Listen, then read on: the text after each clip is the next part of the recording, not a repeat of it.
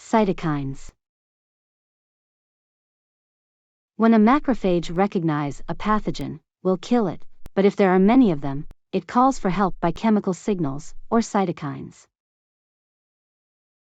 When an epithelial cell infected with a virus, surrounding cells send chemical signals to leukocytes to help them. These are also cytokines. So, generally cytokines are tiny proteins that are secreted by both immune and non-immune cells to communicate with one another.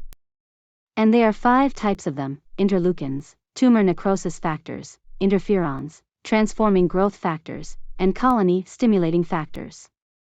And the interesting thing is that they can be mixed in different ways, to create different functional responses. And there are 3 different ways that cell uses cytokines to signal another cell: autocrine, paracrine, and endocrine. Autocrine is like a memo to self, and cell reacts to the cytokine it made. While paracrine is a message to neighbor cells and endocrine is a long-distance message. We can also divide cytokines into pro-inflammatory, anti-inflammatory, and growth factors. Let's have some examples. Let's say a group of epithelial cells are attacked by viruses, some dies and some infected.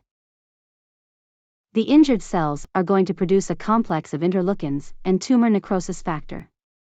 The virally infected cells will release interferons.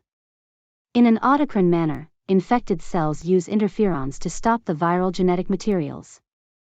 And as a paracrine activity, they affect the neighbor cells to present MHC molecules on their surface, which attracts T cells and natural killers for elimination of infected neighbors. Back to the complex from injured cells, it works as an endocrine activity, and through blood, reaches the liver and brain. Liver will produce more complement proteins, and brain induces fever. When there's a parasitic worm that's too large to get phagocytosed, it gets destroyed by eosinophils, basophils, and mast cells by dumping their toxic granules. Then dendritic cells can pick up some antigens. And they start signaling B cells by different interleukins, which in turn leads to release of IgE as antibody against the parasite. Okay, as a quick review, interleukins are the most varied group, which are numbered in the order they were identified, so the numbers don't tell us anything about what they do. And interleukins are mostly developed by T cells to promote development and proliferation of both B and T cells.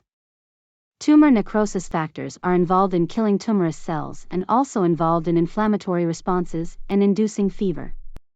Interferons has 2 types. Type 1 is produced by virally infected cells, degrades mRNA, and promote MHC on neighbor cells, and type 2 activates macrophages and T cells during viral infections.